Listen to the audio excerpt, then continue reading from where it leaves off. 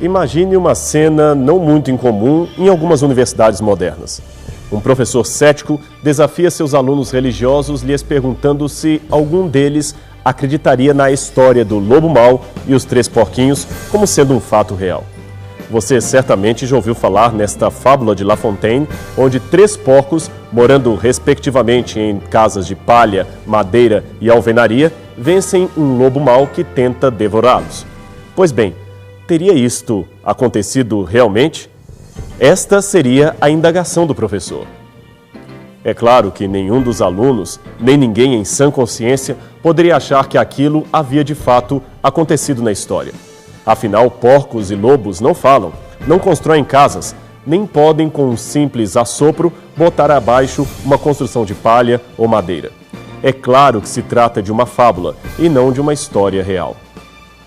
Mas e quanto à Bíblia? Perguntaria o professor descrente. Podemos racionalmente considerar uma história real aquela narrativa que apresenta uma serpente falando e enganando um casal desnudo num jardim paradisíaco? A história de Adão e Eva, tentados por uma serpente que termina com uma mordida mortal num fruto proibido, vulgarmente chamado maçã, parece para muitos um relato simplório demais ou até mesmo infantil. Como podemos crer que um episódio assim justificaria o começo histórico da humanidade? Bem, iguais aos porcos e lobos, serpentes também não falam, nem oferecem frutos aos que passam perto de sua árvore, isso é claro. Estariam, portanto, os primeiros capítulos do Gênesis mais para uma fábula do que para um relato histórico das origens? Muitos teólogos entendem que sim, que não podemos tomar a sério aquilo que Moisés escreveu. Chegam a sugerir que devemos cortar esses capítulos de qualquer evento histórico especificamente.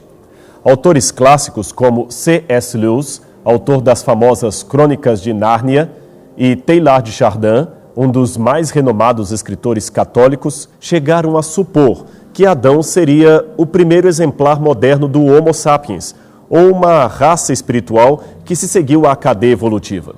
O primeiro a poder raciocinar, como na filosofia de Hamlet, e perguntar-se classicamente por sua identidade. Aquele que pudesse dizer, de fato, ser ou não ser. Eis a questão. Noutras palavras, o que eles propõem seria uma simbiose entre a Bíblia e a teoria da evolução das espécies, proposta por Charles Robert Darwin a partir de 1838. Isso colocaria Adão como o resultado das transformações sofridas pelos hominídeos que o antecederam, aqueles comumente chamados de Pithecanthropus erectus, Australopithecus ou Neandertais, embora esses últimos não sejam mais classificados como ancestrais do gênero humano. Esse processo teria demorado milhões de anos para se concretizar e correria dentro das formas mais primitivas da humanidade até Adão, o mais evoluído de todos. O grande problema com esse tipo de abordagem, que pretende ser uma defesa racional da Bíblia, é que seus proponentes se esquecem que as doutrinas de Cristo estão edificadas sobre o conteúdo do Antigo Testamento, que, por sua vez, se apoia inteiramente sobre o relato do Gênesis.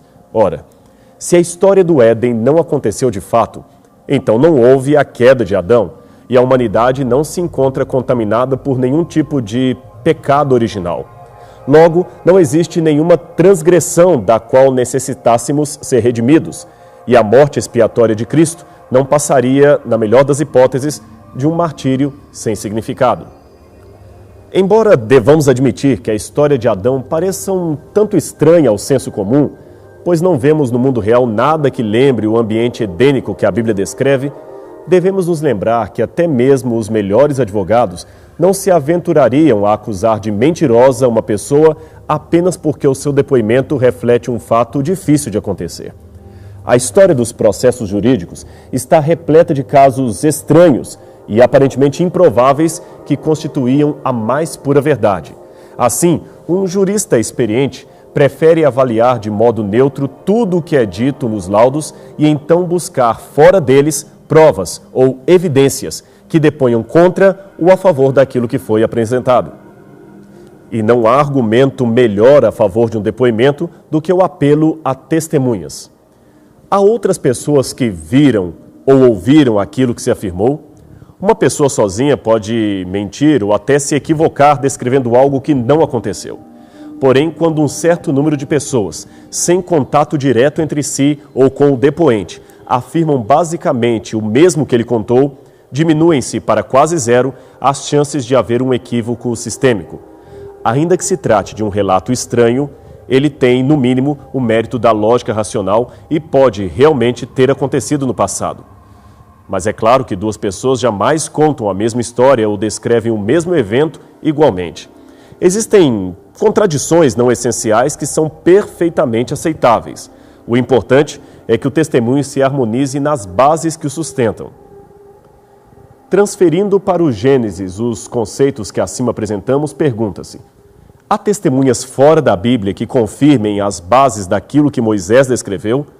Afinal, se Adão de fato existiu, ele estaria no topo das genealogias do mundo inteiro, pois todas as mais antigas civilizações procederiam geneticamente dele e deveriam fazer referência a esse ancestral comum. Não se deve esperar, contudo, que as antigas tradições regionais sejam um decalque exato da narrativa bíblica.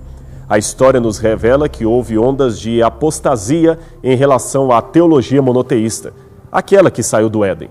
Isto é, muitos desviaram-se da tradição original adâmica. A comparação, portanto, deve-se resumir à permanência de um esboço similar ou de elementos antigos que sobreviveram ao distanciamento étnico em direção ao politeísmo posterior. Vasculhando, pois, as origens da civilização, ao mais distante que a história escrita consegue nos levar, chegamos até por volta do 3º milênio antes de Cristo, quando surgiram os primeiros livros da humanidade. Eles foram originalmente produzidos num sistema de escrita pictogrâmica que você pode ver no canto esquerdo de sua tela. Ali as figuras representavam objetos e depois vieram a ser os primeiros traços ideogrâmicos, aqui dispostos no centro, quando as figuras começaram a representar ideias e conceitos. Finalmente, então, surgiu o sistema fonográfico, reproduzido na última coluna, onde cada figura representava um som. Como não havia ainda o papel que hoje conhecemos, a escrita era feita em tabletes de argila, como este que tenho aqui em minhas mãos. Escrevia-se normalmente com argila ainda úmida, que depois era secada ao sol ou em fornos propriamente preparados para este fim. Esse sistema ajudava muito na preservação do documento, pois, uma vez seco, o barro escrito podia durar milhares de anos debaixo da terra. Os caracteres eram normalmente traçados a partir de pequenos sulcos feitos na argila, que mais pareciam cunhas em miniatura. Por isso receberam o nome de cuneiforme, isto é, escrita em forma de cunha. Curiosamente, os primeiros registros escritos da humanidade foram produzidos mais ou menos na mesma época, tanto na Mesopotâmia quanto no Egito. Por que justamente nesses dois países? Provavelmente porque foram estes os dois centros que mais rápido se desenvolveram após o dilúvio, gerando as mais antigas comunidades urbanas da história. Ali, a unificação política dos clãs e das tribos em torno de um sistema religioso governamental resultou numa sociedade centralizada que se organizava a partir de uma estrutura bastante complexa.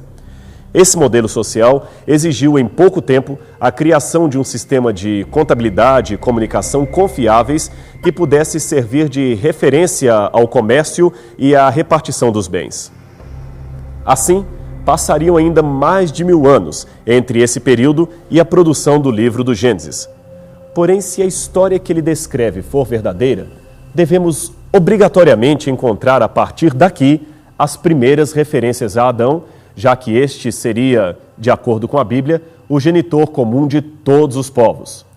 E por incrível que pareça, essa referência existe e foi encontrada numa quantidade maior que o necessário para validar o texto bíblico.